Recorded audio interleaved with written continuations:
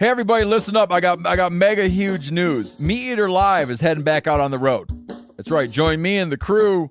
Clay Newcomb, Cal, Yanni, Spencer's going to be there. Phil the Engineer's going to be there. Meat Eater Live headed back out. Now, when you get every ticket, okay? Every ticket you buy, you get a signed copy of our new Meat Eater Outdoor Cookbook. This tour is celebrating the release of the book. Buy a ticket, get a signed copy, Meat Eater Outdoor Cookbook, wild game recipes for the grill, smoker, camp stove, and campfire, which I'll point out is a $38 value. Here's where we're going to go. April 23rd, the Mesa Arts Center in Mesa, Arizona. April 24, the Balboa Theater in San Diego. April 25, the Grove in Anaheim, California. April 27, the Crest Theater in Sacramento. April 29, the Union in Salt Lake City. April 30, the Egyptian in Boise. May 1, the Wilma Theater in Missoula. May 2, the Bing Crosby Theater in Spokane, Washington. May 4, Revolution Hall in Portland, Oregon. And May 5, the last day of the tour, Pantages Theater in Tacoma, Washington. For tickets and more information, visit the events page at themeateater.com. Hope to see you at the show. Hey, I'm Tyler. And I'm KC. And you're listening to The Element Podcast. Oh.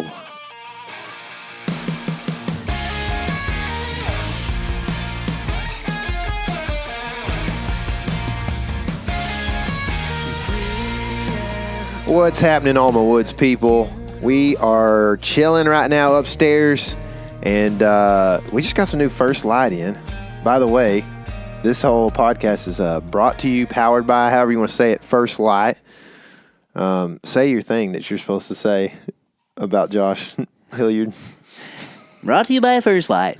Go further, stay longer. Or whatever it is. It's your favorite saying. I try to go not as far if I can. Yeah. We go as far as you need to, right? That's exactly right, man. Sometimes, like I've shot a deer like 80 yards from the road before. Yeah, what was the closest I've shot one to? Probably this year. This year. Let me think. Okay. Nebraska, far. Mm-hmm. South Dakota, decently close. Illinois, far. Kansas, far. Oklahoma, decent. Oklahoma's the closest I ever shot a deer to the road. That's what I was thinking. Yeah. Yep. So, yeah. Yeah. Still, no matter how far you go in there, you still need to stay warm while you're there. And the stuff we got today, you do want to stay longer, Yeah. I mean, part of it. I mean, I need to stay at least 10 minutes in Oklahoma. Yeah. What a wild thing. In Kansas, I stayed like 90 minutes. Yeah, man. exactly. Crazy. Yeah. It's like 9 times as long as you stayed in Oklahoma. Yeah, for sure. And the stuff we just got, some new merino base layer stuff. I don't know if it's out yet or not, but there's some stuff coming. Yeah, it's cool. Should be cool. But today, since it is now mid-February, most of the country is in a post-deer season spot, okay? But as dedicated whitetail lovers like we are, seeing as how it is Valentine's Day, we're lovers of the whitetail. Yeah, we are. Season never ends, right, Tyler? Pretty much. Right now, you're thinking about fishing a lot. I think about fishing a Thinking lot about some turkey these hunting a lot. days. Thinking about some elk hunting a lot right now. But our podcast listenership at this point probably doesn't think as much about fishing as I do. Y'all let us know if we need to talk about more fishing stuff, because we can. Yeah, we can. We would love to, but it seems that, at least based off of YouTube, that you guys care way more about deer hunting than you do about bass fishing. So Do y'all care about hog hunting? Because there's also a lot of that on YouTube right now. Fixing to be more. Yeah, there's some cool stuff coming out. A lot of spot and stalk stuff. And we've talked a little bit about this on the podcast, how the hog hunting stuff translates really well as a deer hunter, because not that we all know really how to, or experts at hunting them from the tree, but that's a very traditional thing. There's a new push in the whitetail hunting world right now to hunt them on the ground. And with deer, you just don't get a chance to have a ton of experience doing that. So hogs fill that gap very nicely. You can hone your skill hunting hogs on the ground. That way you're prepared whenever deer season does come around. And what else can you do on the ground, Tyler? There's a lot of things. Where do deer lay down most of their sign at? Typically in the bottom 4 foot of the Terra, or however you want to say it. I want to find that one right at the 4 foot mark, man. That's what you're looking for. So, since it is the post deer season, we're gonna talk about some post season scouting stuff today. Okay, it's extremely valuable. We harp on this some, but today I think we need to tell you why it's valuable and why it actually does make a difference. Because you can go out and scout deer anytime. You can scout deer mid-season, and we do that a lot, but I feel like I don't plan that as much. It's usually a lot more like spur of the moment. Hey, I need to pop in there and see what's over there. Why did that deer cross that road right there? That sort of stuff. Whereas the postseason scouting stuff, you can be a little bit more planned about. What? I'm dumb. PSS? Postseason scouting stuff? No, when you said, why did that deer cross the road? I thought, why did the chicken cross the road? And then I was like, well, which came first, the deer or the egg? And so, deer or the egg? Pretty good stuff there in my mind. That is pretty good. I mean, if you're going to make nose puffs about it, you got to tell us, okay? I tried not to. So, Tyler, have you had postseason scouting pay off directly for killing a deer? Yeah. Tell me about it. So this was actually, what's cool about this time of year is a lot of people still, well, at least in Texas, I guess, a lot of people still have like small game stuff they can do, whether that's rabbits or squirrels. And so you can go out and like really kind of be hunting, but also get some of that postseason scouting done. A lot of dudes are looking for sheds this time of year, but I think those are people who live in Iowa, and it's a little early. It is, but people are like, they do it. Like I saw one of our buddies found a giant, like 4-point side the other day. We still have bucks chasing does where we live. Yeah, I mean, the cool thing is like going out and just postseason scouting. You kind of got to be a whitetail nut to do that, and I've done it before, but to take a gun and potentially shoot a squirrel or, a snipe or a rabbit or something, like that's where you're like just like going out in the woods and having a good time pretty much, and then having it pay off. So to answer your question though, we were squirrel hunting maybe 2 Februarys ago, or maybe, I think it was 2 Februarys ago. We were squirrel hunting in a place during the snow, and the snow was key because we don't get snows down here, So it was, having the snow was a really opportune thing for us. We kind of were really just hunting more than anything, but we're always looking at deer sign when we go to the woods. Help it. Can't help it. It takes us forever to walk through a property where you would intentionally be trying to just kind of push through, see if there's a squirrel or rabbit around. Yeah. But it's always like, wait, why is that? It inhibits our hunting sometimes. It does. Because we'll end up like pushing with the wind when we're really we got buckshot in for hogs or something, It's like, well, we're definitely not going to see a hog right now, but we're finding some deer sign. So, but yes, we were squirrel hunting. We come across a pretty good trail, and this trail was basically a perpendicular where it ended up and where we ended up on it. Actually, a lot of trails came together, but especially this one main trail that we kind of followed was what led us there. And it came across perpendicular to kind of a topographical feature that kind of made the X marks the spot thing, right? And we called it the 4 corners because an X has 4 corners in it. And so we end up hanging a trail camera there at some point, maybe in the next fall or whatever. And it ends up being a place where your good friend Eric Gentry kills a buck this year. How about that? Yep. And we've had some decent trail camera data from there, and kind of said, hey, you should go there. And it worked out. A very similar situation. That video's on YouTube, and then there's another video on YouTube from our friend Greg, who hunted a place that was the result of a very similar thing. I actually went in. So if y'all been around the element for a while, there's this old deer named Teenager. Yeah. If you know about this, you're an OG. You're an OG. Yeah. All right. Back when we used to have time to name deer. we were trying to find teenager sheds because Tyler was a little obsessed with him, and I wanted Tyler to kill him too. So I had a afternoon. I went out to the area that he lived and was looking for teenager sheds. Did not find them, but I did happen upon a spot that was like the baddest pinch that I can really name, maybe across the country still. And figured out that there was a food source near there that the deer were traveling to. And there was just a really good creek crossing at this pinch. And I was like, hey, we should set a camera here next season. And lo and behold, 5 years later, our buddy Greg goes in there. He'd hunted that spot a few times that year, but it was really a good day to be there when he went in there and shot a sweet, non-typical Texas buck. And I can tell you this, we would have shot some deer there over the years if we were spending more time in November there. We haven't spent much time in November there because there's just a lot of places to be in November. That's right, man. But I think this is an interesting thing about that spot is we get maybe more dudes on camera in that spot than anywhere else we have a camera. And I think what's interesting about that is that guys we get them on camera because when you walk through the woods, that's where you end up in this area.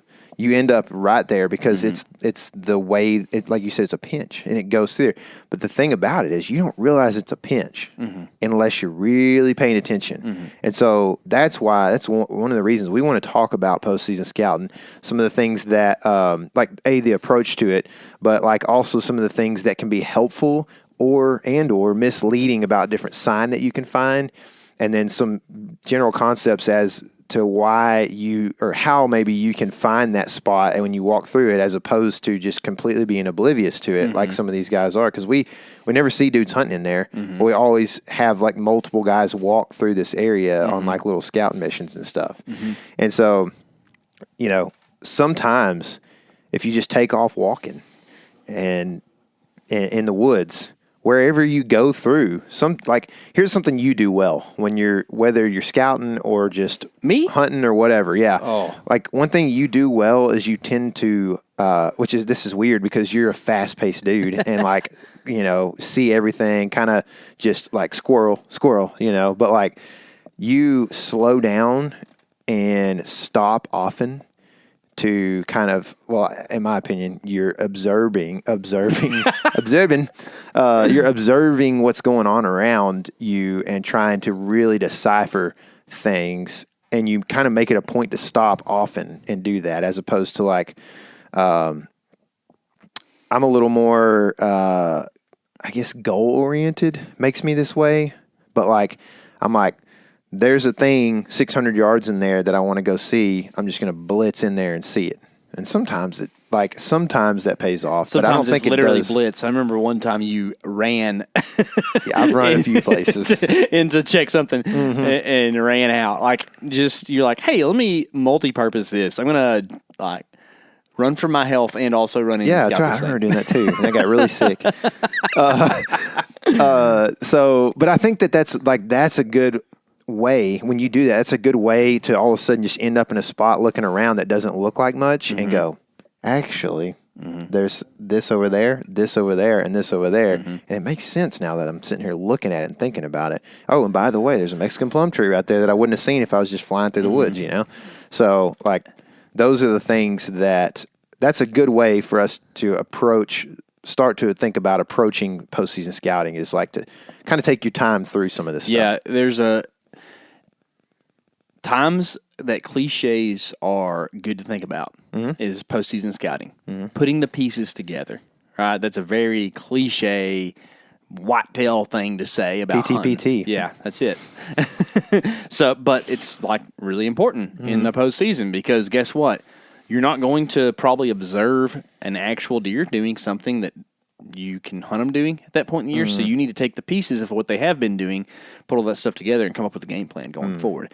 And that's kind of like you're saying, the approach to it is just like taking what you can see from last year and applying it to upcoming seasons. And that's going to vary from state to state, region to region a little bit. And we're probably going to talk about some of those examples in a little bit as well. But there is like this importance of scaling this. So not like bluegills, before you put them to grease, but the scale is in the size and like the, as our friends like to say, bandwidth that you may have, right? Oftentimes, you made this point a while ago, Michael, postseason scouting is not something you do out of state. And if you do it, you might do it once when you want to go shed hunting or something, if you're really a whitetail nut. But you brought up the good point that this is oftentimes something you're going to do close to home on like one of your local hunting grounds, right? Yeah, for sure. I mean, I think typically when people think of postseason scouting, it is on something that they will spend probably the majority of their time hunting. So, you make a good point that certain types, and that would include me, can sometimes burn through a place real quick and not really gather. They may gather what they intended to go in there and gather because they may have a spot they want to see, but they may not actually be able to put the whole piece of the puzzle together because they didn't slow down. And I think you have to think about, all this, this whole conversation, let's just go ahead and caveat it with like, you have to understand what your intentions are and what you want out of your hunting season next year. This is a question I want to ask you. If you're thinking about approach, and I think I know what you think on this, and I think you and I, it's not a right or wrong thing, but it's just our different way of looking at stuff. Would you rather pick a piece of ground? So say like you take a WMA or something and you can section off like 200 acres. Would you rather say, I'm going to go just learn everything I can about that 200 acres, or would you rather look at a whole map and be like, I'm going to find the best pinch points on this map and go look at a bunch of them? Yeah. Like, would you rather go in looking for scenarios, or would you rather go in and just look at the piece and try to get everything you can from it? If we take the fact that I could carry a shotgun in there out of the equation. Yeah, just deer hunting. If I'm just deer hunting, just postseason scouting, I'm probably trying to be very intentional about where I'm going. But if I could carry a shotgun around, I might walk around a little more. Yeah. So I think if I'm like, I would be the guy who would be like, all right, here's a pinch point, here's a pinch point, here's a pinch point, and then there's another thing I want to see. So I'm going to go park at 4 different places in one day and buzz in and see if I like what I saw on the map. And if I do, then I might scout around a little bit.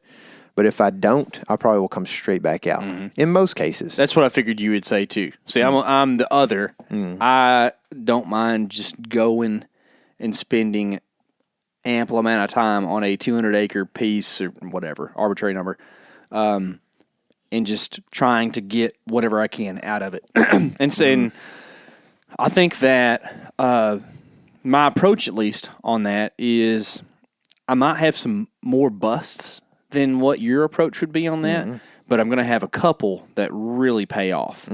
Whereas you probably are going to have a couple that really pay off too, and there's going to be fewer busts, but you might just be a little frantic trying to get it all done. Yeah, it's definitely a way to work harder for sure. There's also this aspect where if it was still 2017, we'd probably both have a lot of busts, but we can look at a map before we go in, and a lot of times, like if you pick that section to go work around in and spend your time in, it's probably a good section. Or, more likelihood that it is than it was 5 years ago.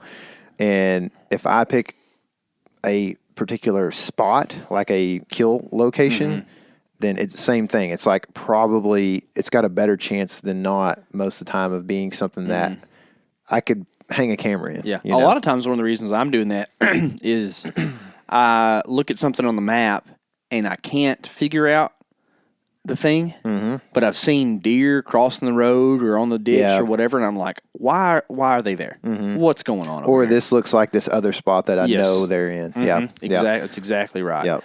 And what's funny is that comparison of this looks like that. doesn't pay off as often as you think it would. Mm-hmm. It's just because we don't understand the complexity and the number of variables that are out there. Yeah. It's like, well, Jimmy John, the farmer next door, rides his tractor by this fence every day, and the deer don't like that or whatever, and you just don't know that. That's kind of right. stuff. And I made that up, but there's a bunch of variables that you Jimmy John is a hunter though. He is. He's a big hunter. He is. He's solid. He's solid. Yeah.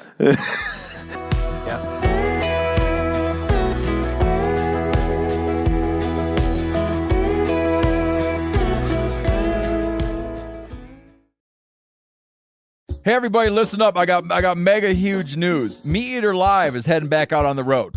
That's right. Join me and the crew. Clay Newcomb, Cal, Yanni, Spencer's going to be there. Phil the engineer's going to be there. Meat Eater Live headed back out. Now, when you get every ticket, okay? Every ticket you buy, you get a signed copy of our new Meat Eater Outdoor Cookbook. This tour is celebrating the release of the book. Buy a ticket, get a signed copy, Meat Eater Outdoor Cookbook, wild game recipes for the grill, smoker, camp stove, and campfire, which I'll point out is a $38 value. Here's where we're going to go. April 23rd, the Mesa Arts Center in Mesa, Arizona. April 24, the Balboa Theater in San Diego. April 25, the Grove in Anaheim, California. April 27, the Crest Theater in Sacramento. April 29, the Union in Salt Lake City. April 30, the Egyptian in Boise. May 1, the Wilma Theater in Missoula. May 2, the Bing Crosby Theater in Spokane, Washington. May 4, Revolution Hall in Portland, Oregon. And May 5, the last day of the tour, Pantages Theater in Tacoma, Washington. For tickets and more information, visit the events page at themeateater.com. Hope to see you at the show.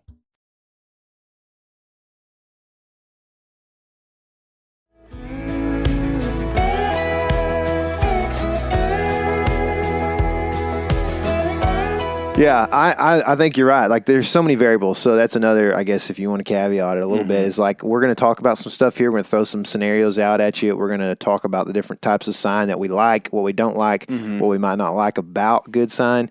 And then there's always all the variables. And so what we can kind of base off of is our experiences. Yours could quite possibly be different if you grew up in New York State or something like that, So with that in mind, we're going to go forward here. If you do have a question or a thought in regards to something we talk about in this podcast, you can send a message through Instagram. We get to see most of those still. We don't get to answer them all, but we get to see a lot of them. You can send us an email as well. Or, any way you feel like you can get in touch with us on any post or anything that if you want to talk about something like that, here's something I've seen, or what do you think about this? I know you mentioned this in the podcast. Feel free to reach out to us. We like that kind of dialogue, and we may even do a Q&A podcast with your question here in the next month or two. There's a more facilitated email address for that now, too, the element@meateater.com. It's specifically there for podcast questions and interaction. So hit that up if you want to. That's the element@meateater.com. Yeah. So can you tell me a time that postseason scouting has worked out to kill you a deer in particular? So I would probably go back to that Oklahoma buck we were talking about earlier. And that's not as much postseason boot scouting as it is leaving a camera throughout a whole season, actually.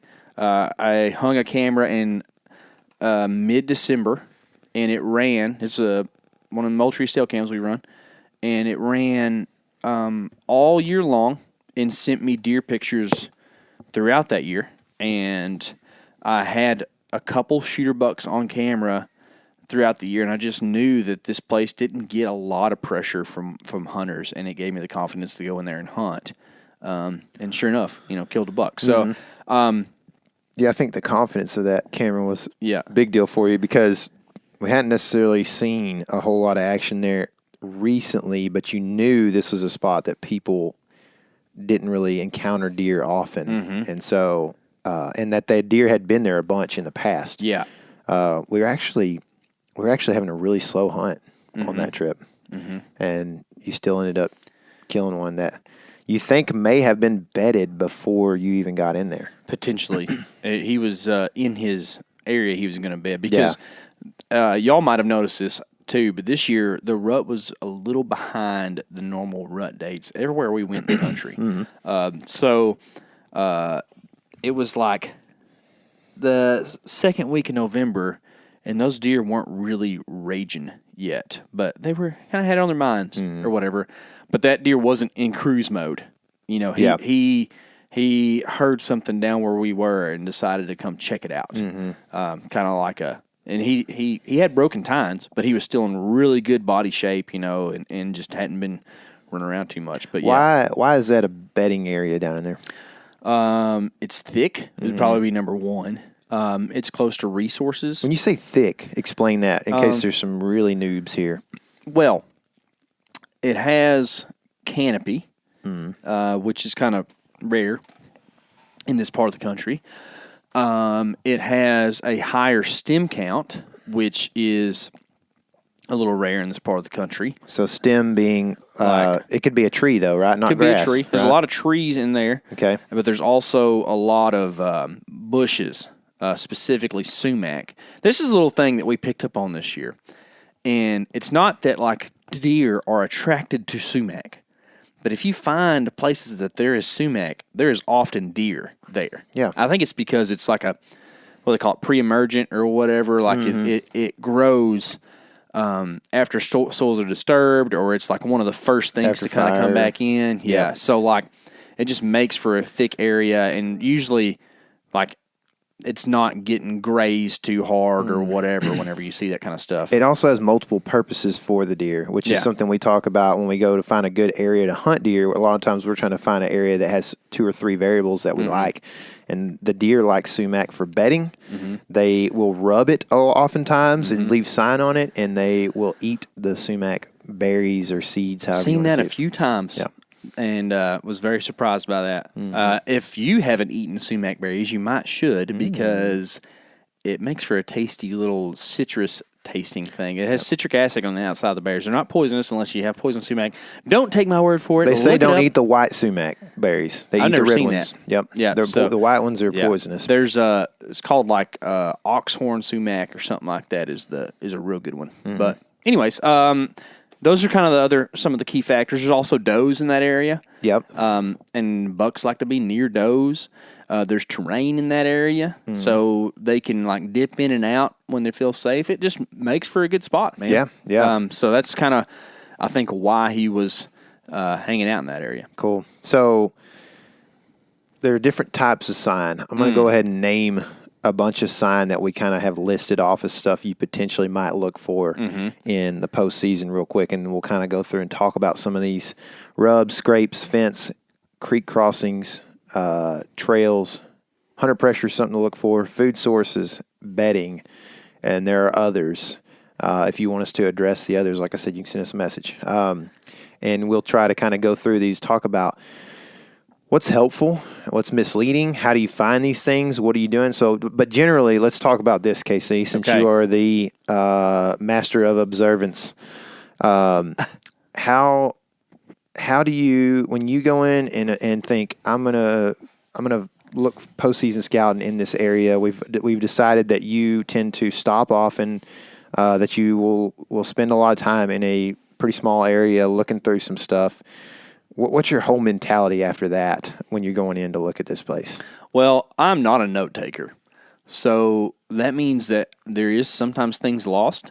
For instance, I had a great revelation about rubs this year, and we can't remember what it was. Yeah, it's on a podcast somewhere. Okay, if you remember what I said about that, please let us know. I need to look that up while you talk. Because it was really worth listening to. Yeah. Really worth, like, I thought I was on to something, and I really think I was. But that actually kind of tends to help me a little bit in this case, because I don't get bogged down with things that aren't notable. So I'll run through a place, and I don't have a great memory, guys, but like when I'm focused on something like scouting for deer, I can remember details like really well. So say we go through a place, spend 4 hours scouting it. I'll remember the 5 or 6 things that I think are really important to think about. And there might be something dumb like a wispy little rub or something that was in a weird spot that I might not, pay too much mind to or whatever. So I think, is that kind of the answer you're looking for there? Yeah. Like, how do I mean, what else? Like when you think about as you're walking, what are your thoughts? Are you in a constant state of telling yourself to look, or are you thinking more about what you just saw? Are you thinking more about what's around the next bend? Can I get real woo-woo on you? Sure. So I don't actively do this, but I clear my mind and just take it in. And whatever jumps out to me because of previous experiences or things I've learned and seen other people do, I just pay attention to. So I'm not usually... Now, for instance, if you and I are going in to go look at a specific spot because I think it's a good pinch point or whatever it may be, then yeah, it's a little different. But if we're just walking through something, observing, I get on the most deer-looking path I can find. I'm not going to walk the, knee-high Duke grass because there's not a lot of deer out there. You're walking trails a lot. A lot of times. And I've noticed this because some guys, I think, are afraid to walk deer trails. And during hunting season, when I'm scouting my way into a place, I try not to walk the trails. I walk beside them a lot of times. But I've noticed that, especially in postseason and other times of the year, you walk straight down a trail. You have good vision. Like you don't hardly ever run into a thicket where you can't get through it because you're always kind of seeing what's up ahead and working through that, which interestingly enough is what bucks do with big antlers on their heads. You know what I mean? Yeah. They're not going to run into a thicket all of a sudden. They're going to follow that trail that they've been doing the whole year. Because a lot of guys will look at some stupid thick stuff, like a regrowth old field or something, and be like, oh man, but there's some deer in there. I'm like, I mean, if there's a deer in there, they're going to find a really good path to get off in there. Right on because the edge. Deer like to dip out of places, and they aren't going to be in the middle of a 20-acre elm thicket that you can't get through. They're just not going to do it, What? How far do you think Hunter's deer in South Dakota was bedded off the edge of that marsh? If you had to guess. I think he was 100 yards back in there. Do you? Yeah. I don't think he was that far. It might not have been. I don't know. I feel like that sucker was 20 yards back in there. Maybe not. Ain't no telling. I know some of those trails went way back off in there, so who knows? Yeah, they do. But I just feel like he just I think that they said they thought they basically heard him get up or something like that maybe. I feel like he was just hanging right off the edge right there, and he's just going to pop out and cruise that edge that night, Yep. But to your point, that stuff was thick cattails. They're not just, for one, that stuff ends up being monotonous a lot of times if it's that big, right? So edge is essential. And like I said, in the postseason, you're not really you can disturb a big buck in February and still shoot him in that spot potentially in October. He's not going to be gone because you went in there and busted him one time. Unless he gets hit by a car because you busted him out of there. Yeah. You have to, there's risk with everything, and that's one that's worth taking. Sure. I mean, it's if you don't bust him out of there trying to scout him up, somebody else scouts him up and busts him. I mean, it could happen. I mean, you just can't really live like that. It's like, the people that like to get on to us about our saddle techniques and our screw gates being closed or opened or whatever. It's like, you drive your car right next to somebody every day going 60, 70 miles an hour. I have a question for you, Tyler. This is I have two questions. Yeah. The first one, those safety ropes that go up the tree. How do they get in the tree? They got to be put up there by a human. Somebody got to put them there before there's a safety rope. Right? Okay, good deal. The next question I have is, let's break down some of these different signs we see. Okay. When you see a rub, or rubs, the plural of that word has an S at the end. It does. So yeah. You don't see a lot of rub out there. Yeah, and there's not many dual making a rub either. That's right. What do you find valuable about that, and what can be distracting about that?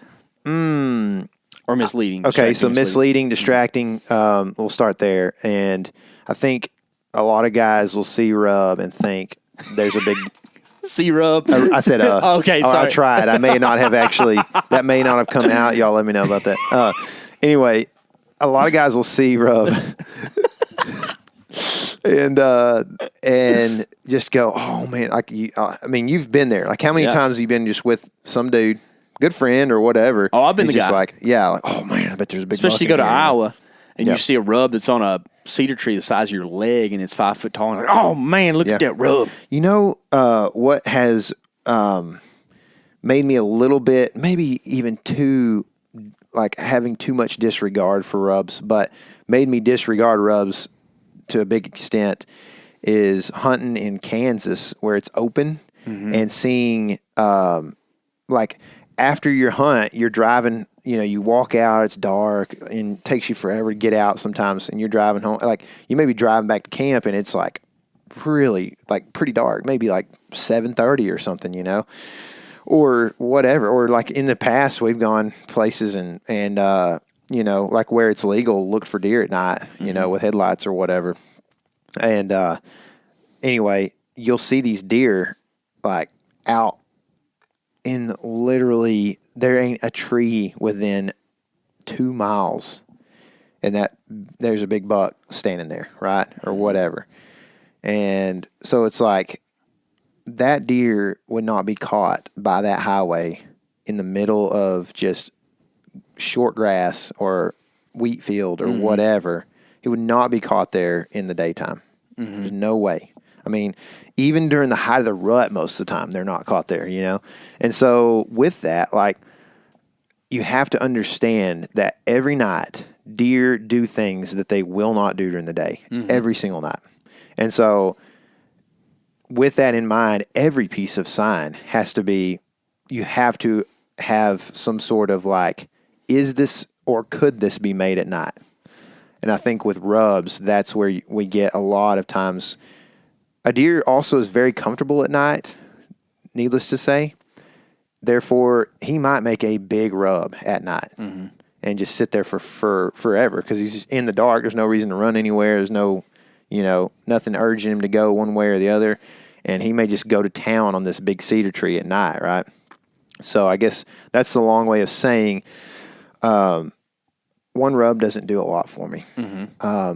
But I think multiple rubs that are decent size can tell you some things. And I think what I can kind of glean from that is that the fact that like, A, that could be staging, and B, that could be maybe like perpendicular buck movement across deer or doe trails in a certain direction on an edge or something like that. So maybe a good place to put a camera. I like to always take these some of these different signs and put cameras on them and try to learn something, because even if it's only nighttime pictures, you can learn a lot about that. Yeah, absolutely. I also think that with rubs in the specific postseason scouting time of the year, it can get a little confusing. And this is going to be the same, and we're going to really talk about that with scrapes too. Types of sign that deer lay down throughout the season is a little bit weird, because that rub might mean something different in November than it did in October to you as a hunter. And you're going to hunt deer according to that. But if it's February, unless you're in the South, if you see rubs, they happened like a month plus ago. So it's hard to really know when that was put there. Like, for instance, if you are hunting and you see a rub on October 2nd, there's a real good chance that that buck is close, or there's a really good chance it's fresh because they haven't had their velvet off for a super long period of time. And that time of year, they're not moving around a whole lot. Whereas on February 1, in the same area, the deer had like 4 months to rub trees in there. Yeah. And they're all kind of old. So it's hard to tell. I've tried to get better at telling like if a rub is a day old or a week old. But I probably can't tell you if it's 3 months or 4 months old. That'd be really hard to do. Yeah, for sure. I think you could take rubs that you see right now, and you can put them in these boxes of what I said earlier. And then there's also this thing where like one rub can help you. It can be helpful if you think about what it sits in relation to. And therefore, in the case of like the pinch, if there's a single rub there, then, and it's a big signpost rub and it's got like multiple years of use, you can know that is a pinch that bucks are going to use during the rut probably every year, even if it's only one rub. Yeah, there's a specific rub that I pay hardly any attention to, and it is a solitary, small tree, short scraped up spot of rub. Okay, so that pretty much means to me a 1.5 or 2.5-year-old deer who doesn't really know what he's doing did that. Now there's the other ends of the spectrum that I still pay a lot of attention to. So like you can see a small tree, but if it's like near a decently used area by deer, trail, pinch, whatever, if it's just torn to shreds, any deer could have made that because they're mad and he's just getting frustration out. And in fact, I kind of like that stuff. Yeah. That means that there's a deer in there that's frustrated for some reason. Like I guess a buck could walk around and just be frustrated and do that. But a lot of times from observing deer, when I see deer do stuff like that, they've had an encounter with a different buck and it made them mad and they took it out on a tree. So that's where you see those like kind of wispy but like really broken up stuff. And then you go the other direction where it's a big rub, which oftentimes are rubbed on by multiple deer. You know that like that's pretty high use, right? And you're going to have multiple bucks probably visiting that thing. Yeah.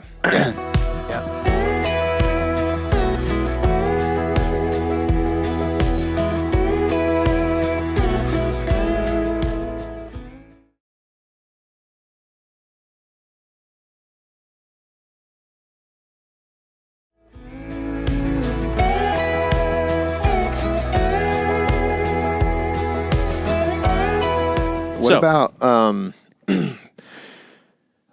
when you're walking through the woods this time of year, you find a scrape. A, how'd you find it? B, what do you think about it? Most of the time when I find scrapes, I see the licking branch before I see the scrape. Because I don't have my eyes down at the ground all that much. You know, it's usually scanning the horizon looking for stuff. And you see a tree that just looks like a scrape tree. It's got a hanging thing, overhanging branch that's, deer head high or a little higher. And then you just kind of see that it's torn up or bitten on or whatever. And then you look down and see the scrape. Scrapes are the hardest of all of these, I think, because they are oftentimes, at least in October, scrapes can lie to you really, really bad. Really bad. Especially, at least in my experience, the further north you go. Like this year in Illinois, there were scrapes all over the place, and we couldn't even find a buck. Yeah. And we had cameras on them and all kinds of stuff. Yeah. And I think that deer just go wild making scrapes, and then like they kind of level off and use certain ones because they're kind of like us. Like, oh, that looks like a scrape branch. Let me go just make one right quick, and then nobody else goes by there, and it doesn't do any good. It's an interesting thought. Then, as season progresses, the ones that are in high traffic areas turn into big scrapes. And then late in the year, you can end up with a lot of big scrapes because there's been enough time for deer to visit a lot of these things. So, like, I don't know, that early November scrape stuff is a really, that means a lot to me. So, because it's still something that's active at that point. It's been open for a while. But you killed a deer over scrape in late December one time. Yeah. And seeing that was the in-season type deal. But seeing that led you to want to hunt there. Right? Yeah. I think, one thing you got to, in that case, I'm scouting my way in. And the reason that I take that scrape and decide to hunt over it is because there are fresh tracks in it, like a buck's been standing there licking the branch. It didn't look super fresh, like they were scraping it out a whole lot. Like there's a few leaves in it and stuff. A lot of times that time of year it's cold and dry too. So scrapes don't look the same way they do in late October. Yeah. And I mean, if the wind's blowing at all, it's going to throw a few leaves in there that time of year because they are as dead as it gets pretty much. So, but I decided that was a good place to sit, and it paid off. I killed a deer that hit the scrape. I don't think that's like something that happens all the time or happens, but that's how I would take a scrape in late season and make sure that if I'm going to hunt over it, you got to make sure that it's got some use. Now, in postseason,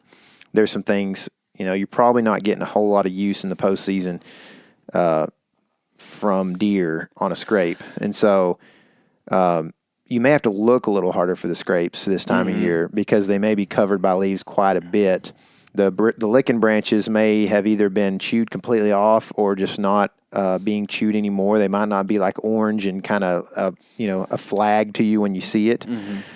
So you have to look, like you said. I think for that branch is hanging at a level where I've seen branches hang a lot. Yeah. And I think I remember a scrape I found in Arkansas this year when we hunted with Clay, and that was it was like a post oak type of tree, like a smaller oak tree that kind of has these limbs that are all at like 4 to 6 foot.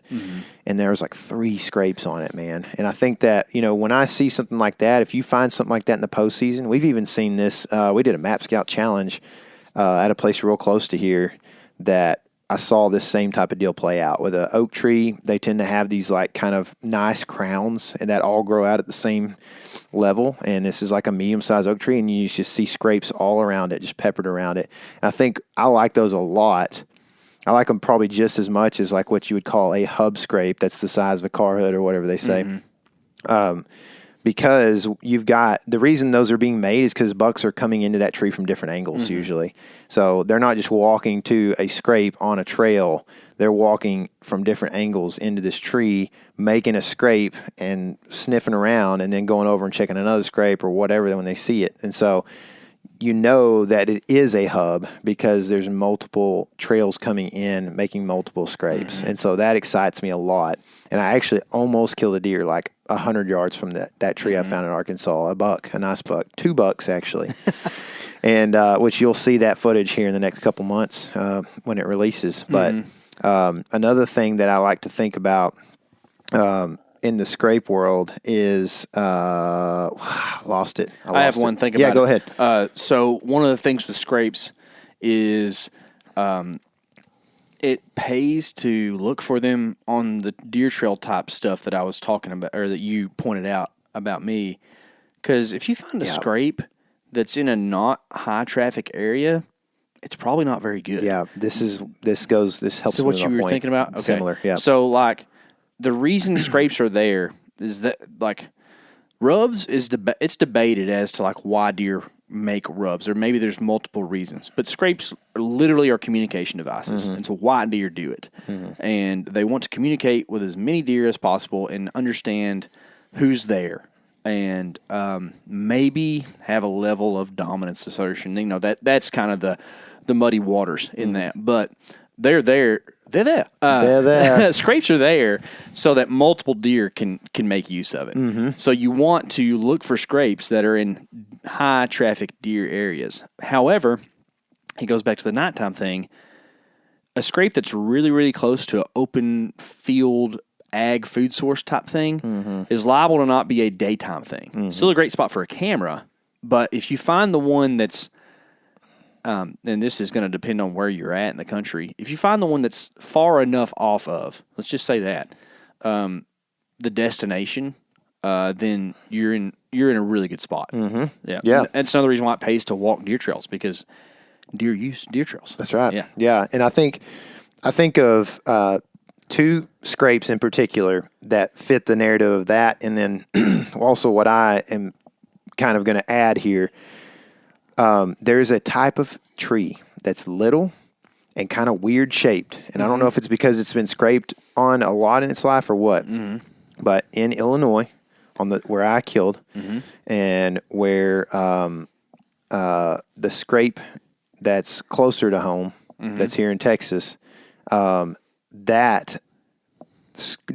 we call the scrape, right? It's actually not where you ended up hunting a whole lot, but it's very close. I hunted there a couple times this year.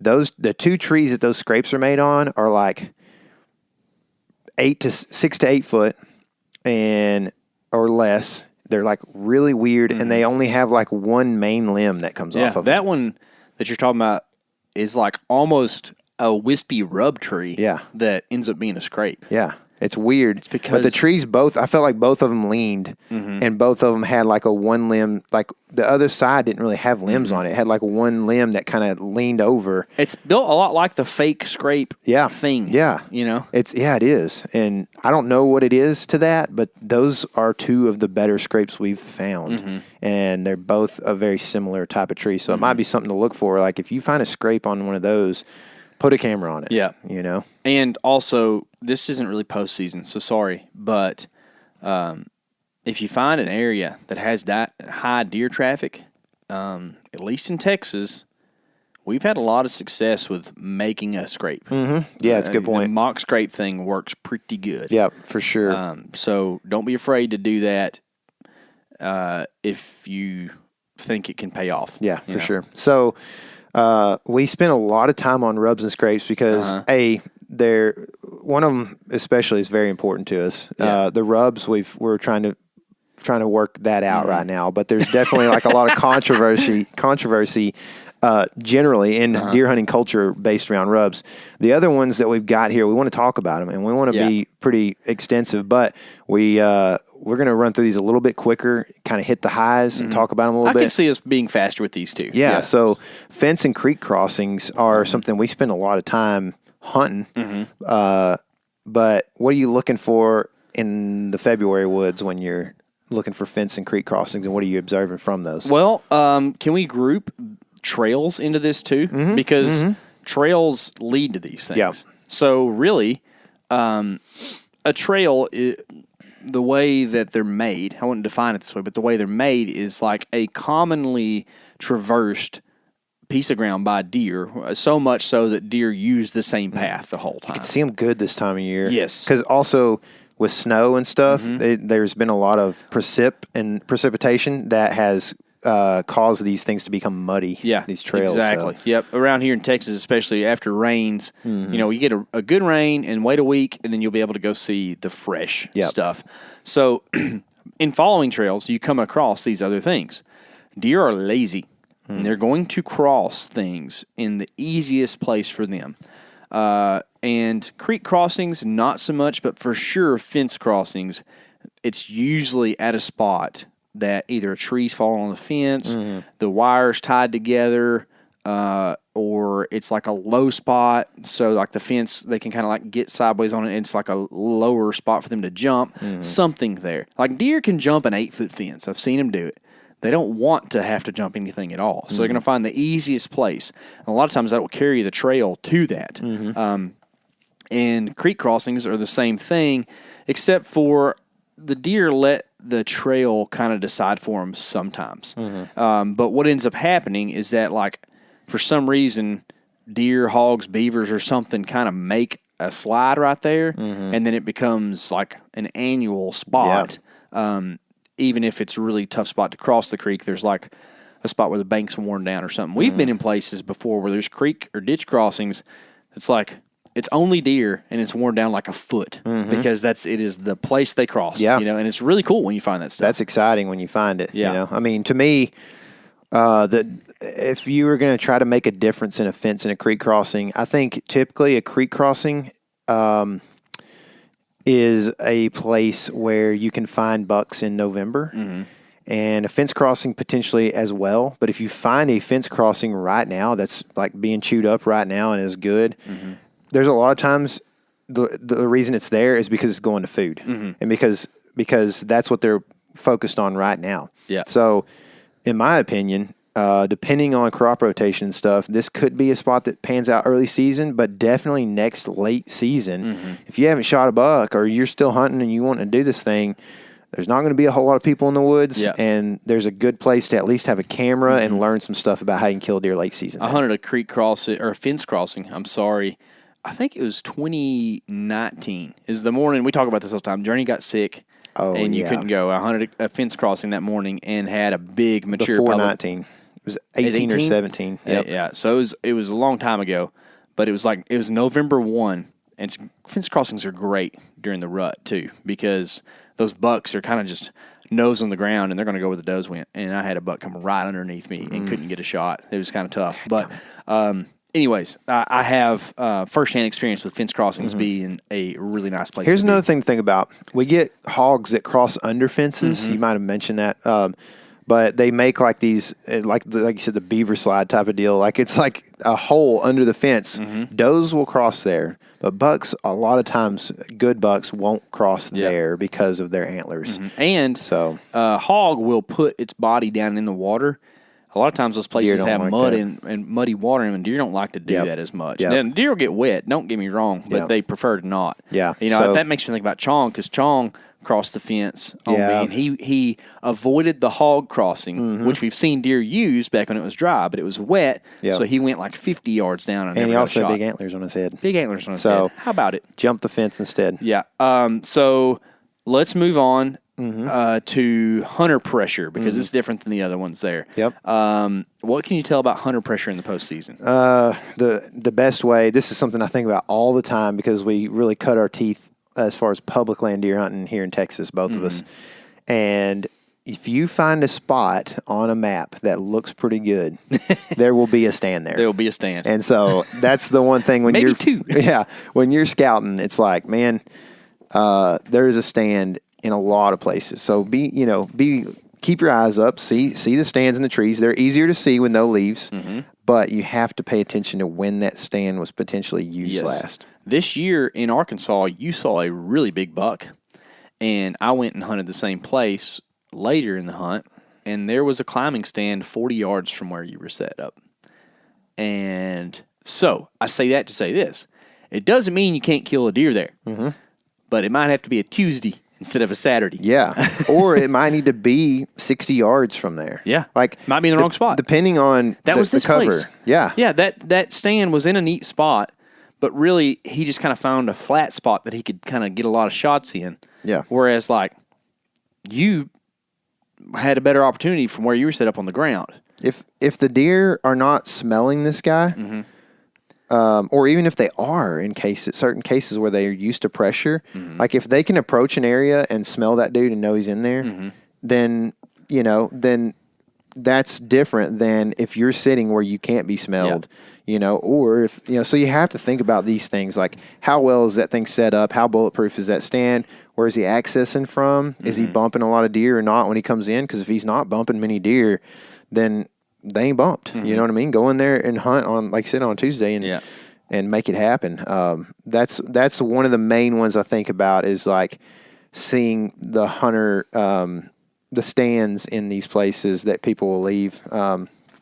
Nobody will leave a stand like a ladder stand hunter will. I mean, a climber, I guess. You're ambitious about getting it in there, but not so much about getting it out. That's right. Especially when they're on sale at Walmart for like $68 right now. Or something. So if you see a ladder stand, you might just really try to understand, has it been hunted this year? Because there are ladder stands where we hunt that are probably 10 or 15 years old. Also, ladder stands tend to be not in the best spot. Yeah.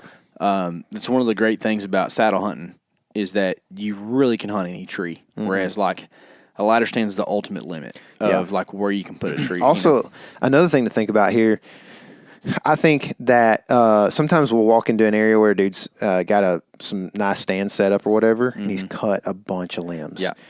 If that's the case, if there are a bunch of limbs cut, sometimes we've seen whole trees cut down, dude. Like, people are crazy. It's crazy. Yeah. Right? These guys must be sponsored by Steel or something, So they go in there and cut all these limbs. What I think of that as is, this dude hasn't hunted a whole lot of public probably, and he likes the fact that, on private you can trim a tree.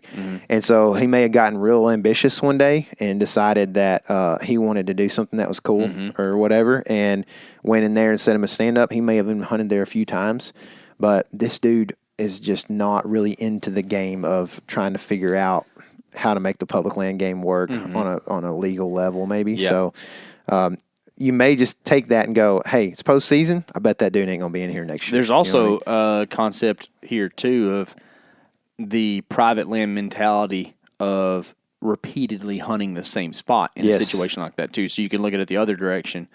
If there's a beat down foot trail to that thing. Yeah. That dude's been in there a lot. I don't like the foot trail beat down stuff. Me Yep. neither. That's a good way for me to really not want to be somewhere. Mm-hmm. And in fact, if you get out of the parking lot and there's a foot trail headed one direction, just go about 90 degrees of where that is and start walking, and you're liable to find some good stuff. So where Greg killed this year, I hunted, I would think like 2019-ish. Mm-hmm. I hunted in there quite a bit, and I was seeing a bunch of tracks in there, and it wasn't very good hunting in there. Yeah, it's funny how it works, right? Yeah, People is bad. Yep.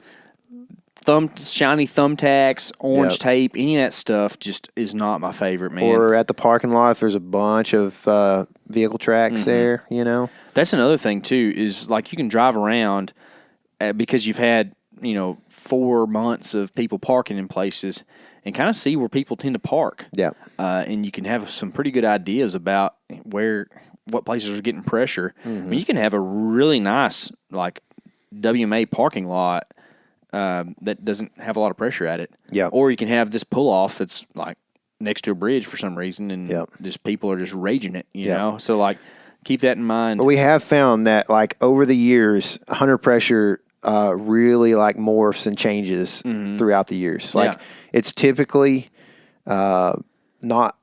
I would say, like, there's not more than 1 or 2 years in a row where the pressure is the exact same in that spot. Yeah. Y'all know how people are. Somebody gets fired up. They're going to go hunt some public ground, and they go in on like October 8th or something, first like kind of cool day, and they have a good hunt. Well, they're liable to be there all year long. Mm-hmm. They do the same thing next year, going in on October 6th on a kind of cool day, and they don't have a very good hunt. They're going to be gone. Yeah. I had a kid this year, man. I just can't do it no more. Yeah, that's right. It's like, don't give up on spots because it had pressure one year. Yeah, keep checking, keep putting cameras out. I'll be honest. Cameras are a huge part of what we do, and I know that probably rubs some people wrong, but like, it is. It doesn't. I don't think it takes away from my woodsmanship to hang a camera after I find a good place. I only killed. You know what I mean? One deer this year as the result of trail camera data. Yeah. And it wasn't just the camera that killed him for me either, So, like, it ain't like a thing that always, like, is guaranteed to kill you a deer. Yeah, it ain't like one of them kind of deals. You also hung in a tree not super close to where that camera was. No, I didn't. 6 foot off the ground in a willow tree that would move around, you know? So, I mean, you can take it how you want. Yeah. Here's the thing is, like, do what makes you happy on this stuff. Woo! Yeah. So, like, if you're happy to have a camera and in the exact, like, under your tree stand, and you're happy to kill a deer, then do it. Yeah. You know what I mean? If it doesn't make you happy and you think that I killed the deer because of the camera and I'm just a worse hunter, and then don't do it. Yep. So that's what it boils down to. Tyler, food sources. Late season, what are you doing? Well, postseason, it goes back to that kind of fence crossing idea that I had earlier. Is like, if you can find good trails going into some sort of food source right now, then, man, like, all this postseason stuff relates back to how you're going to apply it to next year, right? Because next year is what you're scouting for. You're done hunting this year. So, and you've got the whole season ahead of you, from the pre-rut all the way to the post-rut. And so what you're finding right now really can relate to all of these different seasons, as you've heard us talk about. Food sources is definitely a late season relator when you look at the postseason stuff. And so, not that it can't be used in the early season, right? Mm-hmm. Sometimes I know I haven't personally seen this a whole lot, or maybe ever, but like, I hear that you can kill deer over beans when they're green, and then you can kill them late season when all of it's dried up, right? Mm-hmm. Depending on how efficient the harvesters were. And our buddy Jared Mills, who kills a lot of big deer, will hunt beans every day of the year. Yeah, doesn't matter if they're yellow or what. Our buddy John from Iowa is the same way. He likes beans, and so I've seen him eat them. Yeah, yeah. And so, I mean, how do you think he got to be that big? Yeah, that's right. He's a big old dude. So anyway, you've got this whole window potentially with beans that could be something, but other food sources like this time of year, what we'll get is, we've seen this in the past, and we're not sold on this 100%, but road ditches grow a ryegrass this time of year, and it's like the only green thing around sometimes, and not always in the road ditch, but other places. That can end up being a destination thing that you didn't really think of being as a destination food source. So the problem with the road ditch food source is that usually the road ditch touches a large area of a piece of public ground, so it's hard to decide, oh, that's where they're always going to be, you know, because they can kind of filter out whatever direction. Yeah, but sometimes there's bridges. Like a lot of these public lands are close to like lowland systems. You got bridges or stuff like that where there's only so much, you know, of a green source right there on this side of like that river system or whatever. And so, you know, and I'm not even making a case for this. I'm just saying that there are weird, ambiguous food sources out there that you can find that are late season food sources. You may have late acorn stuff like we've had this year, you know, where like deer are still potentially eating acorns from this year because they dropped so late this year. And so paying attention to these trails and what they're ending up on food source wise can kill you deer in the late season, but also like the acorns were late this year. But it doesn't make that tree any less of a producer sometimes. So if that's a producer in November typically or December, as opposed to December, January, then you've got a rut food source there potentially too. Yeah. So you got to pay attention to that stuff a lot. One thing I've noticed about food sources is that if you've hunted deer for a while, you kind of know that corn and beans kind of have a rotation. And it's good, like if you're in the Midwest, if you see beans, you know, like, oh, next year this will be corn, most likely. But you get outside of the traditional Midwestern states, that rotation is not as solid as people try to make it out to be.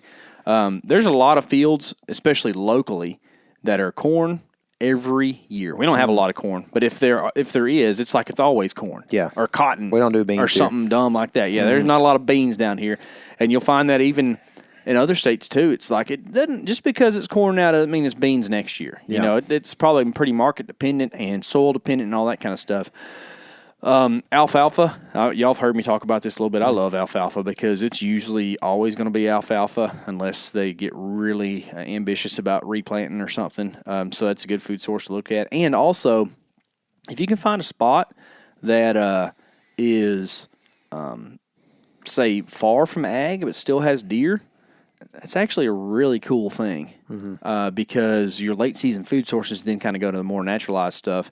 And usually those things aren't as concentrated. So you can have deer that move a lot more in the late season than they do in places where like the deer just have to go to a bean field or a wheat field. So they don't. Anytime you can find deer that have to travel far, you have a lot more opportunity to kill them because they're on their feet more. So that's the thing to keep in mind. Tyler? Yes, sir. What do you think about bedding, man?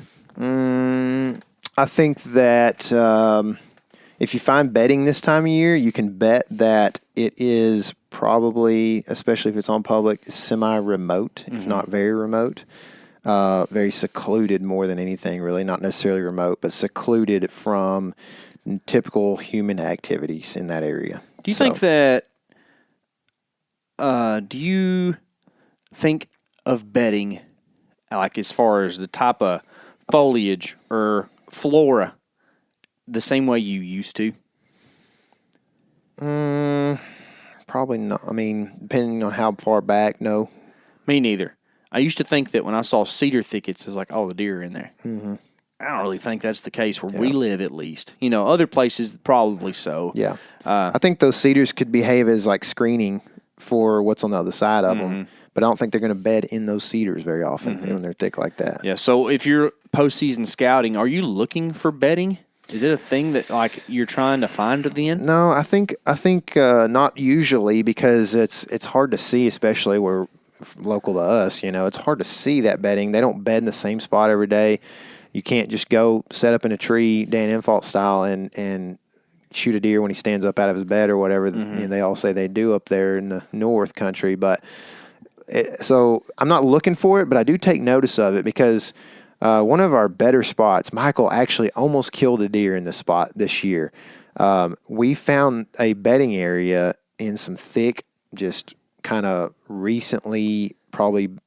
I bet what they did was actually probably cedars had been cleared from this area, and a bunch of blue stem and briars and blackberry and stuff grew up in this area.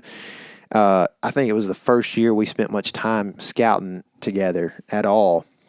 We found this area. We jumped like a spike and a couple of does out of there or something. We were kind of like pig and rabbit hunting, I think. And then since then, we have And this spot is not like far from the road at all. And we have since found lots of deer use in there pretty much year round. We found deer in there. We got pictures of deer fighting in September and making rubs in September in there.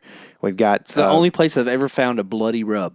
Yeah, that's right. That's right. That? Yep, that's right. And so, and Michael went in there and almost killed this year. Now, he observed some hunter pressure and when we were in there, and I went back in since it's not very far from the road and found some cameras and stuff and decided this wasn't the year to be in there because there was some dudes in there for sure. But he did hunt it early and almost killed in there. So for me, you know, when you find bedding postseason, you found a place that dudes haven't been hunting very often. And this place has always been that way except for this year. And maybe it'll not carry out that way, hopefully. Maybe it'll be back to normal next year. But if not, we've been blessed to scout a lot and find a lot of good places and have some good theories in our heads and stuff. So, you know, I think bedding is potentially a really good thing to find this time of year because you can find, like I said, it's secluded. So you're going to find bucks a lot of times in places like that, maybe early season, and then does may move back into that stuff, you know, in the late season. So, so we're all trying to kill deer. You can't really kill them this time of year physically. Right. Everybody likes to have the, you know, the funny of like, oh, they're killed in February when you go in there and scout them or whatever, you know. Mentally killed. Yeah, that's right. So you're backlogging a little bit here. How do we apply all the stuff we learn in the postseason to the next year? Do you think about what your goal is next year and then use the stuff you found to do that? Or do you go out there, find stuff, and be like, okay, well, I can work with something here? Yeah. I think you can do both of those things. But I think that you definitely are always, even subconsciously, knowing how you hunt and what you're hunting for, and that's what you're applying in your thoughts subconsciously. So, like, for instance, if you're a dude that wants to kill one big old mature buck every year, and that's what your MO is, and that's fun to you, then you are probably taking everything you're learning and putting it in that category and applying it that way. So you might even be finding that specific deer. Yeah.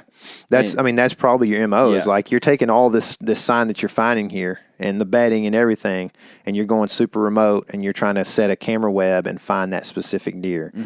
If you're the guy that just wants to shoot a nice buck or shoot a few does off a property or whatever, you may still set a camera web, but it may be to help you find the actual trails that are being used the most. So as far as applying goes, you have to start with, like, what do I want out of my season next year before you start applying this stuff.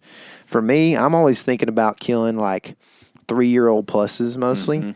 And so it's really legal bucks. Yeah, it's not about finding a particular deer in the most remote spot. It's about finding 3 to 5-year-old deer where they exist. And so they sometimes exist real close to the road and sometimes they don't. Now, you know, and they're not particular because I have multiple options. If you're trying to hunt the buck, then he's particular. So you have to really, everything is related to him. So yeah. I like not hunting specific deer now. Like, I think it'd be fun to hunt a specific deer. Actually, you know, on my personal property this year, I kind of hunted a specific deer. Never actually went hunting for him. Yeah. But, you know, I was thinking about him a lot. Yeah. And he's around. But if you were going to look at your season of 2022, maybe don't name a state or whatever, but however you can answer this without being too specific, I guess is what I'm trying to say. Where did we go that you think some postseason would really be beneficial?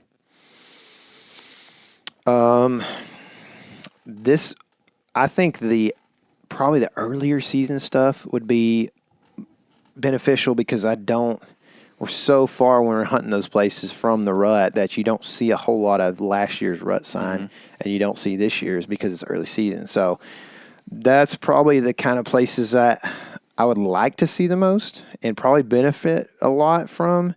But if I never hunt them during the rut, then maybe I'm not learning it too much.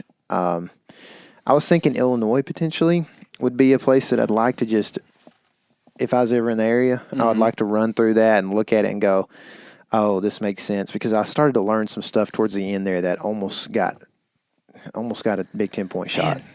Yeah. Do you ever just have like these places that you're like, man, I hate that place?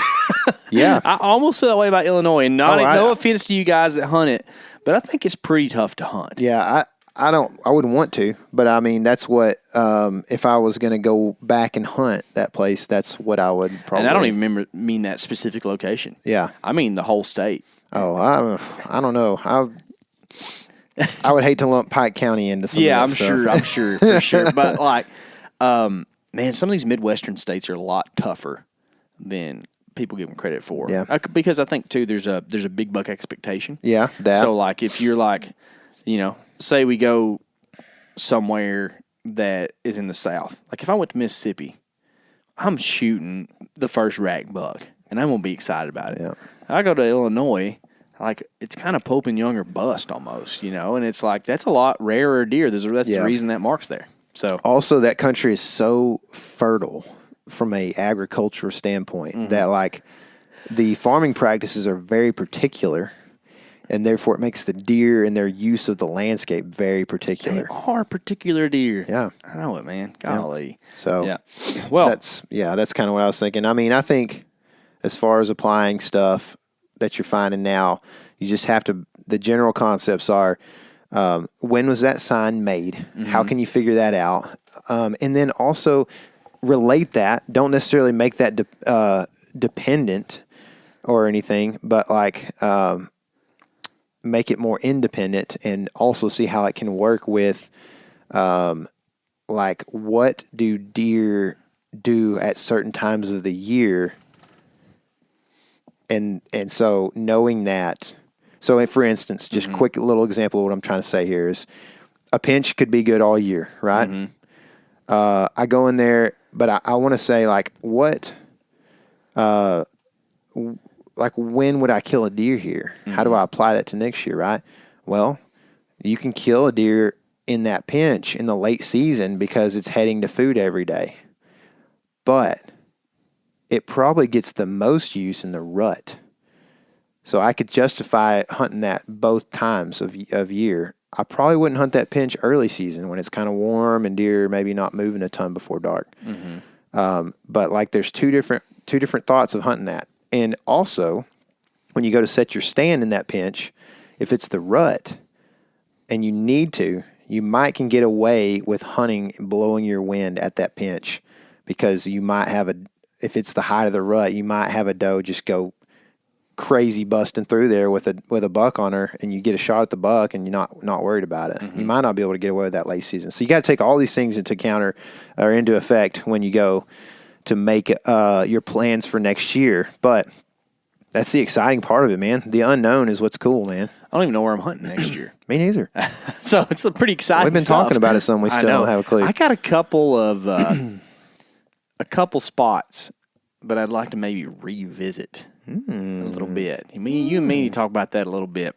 Kind of, our talk about the whole, like, don't give up on a place because it had pressure kind of made me say, you know what? I might need to go look at that again. So I think you and I will probably talk about that here off air some. Guys, if you haven't, go check out the YouTube channel. There's a lot of cool stuff coming out over there. We have some old videos you should go look back at about some postseason scouting stuff. And who knows, we might make some more of that stuff sometime soon if we get out and do some of this, which I'm sure we will to a certain extent. Really appreciate y'all listening. If you're new to the Element Podcast, it's a lot of this kind of stuff, a lot of deep dive into whitetail tactics. We like to laugh and have fun and joke and eat Mexican food and all the good things, man, all the good stuff. So little G's, of course, we're all bad humans, but we serve a great creator, right? So BHA, bro, Bad Human Association. It's us, dude.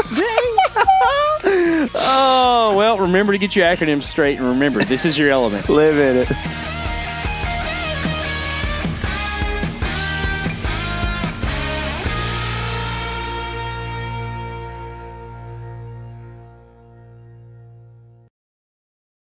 Hey guys, turkey season is in full swing right now, and if you are planning on getting after it, Make sure to pick up some Meat Eater Phelps turkey calls to stuff into the old turkey vest or into your fanny pack right now. I carry a few different things. I like to use mouth calls, and I like to use pot calls. Mouth calls or diaphragms, I like them because it gives you hand-free calling, meaning when you're working a bird up close, you can have your gun on your knee, finger on the trigger, ready to roll, and still be making turkey sounds. I like pot calls because I just like pot calls. I enjoy calling with a pot call. Whatever direction you go, including a box call, which I don't personally use too much, but they're fun and great, and I started out with them. Yanni, on the other hand, one of my main turkey hunting buddies, he loves box calls. And what's funny is I'll now and then look to him and give him the look that means get out your box call and find us a turkey. So it's not that I don't like him. I just have Yanni use his. Then I don't have to carry it. Go to Phelps Game Calls. Get calls that are made in the USA and get calls that'll get them close. Find yours at phelpsgamecalls.com today.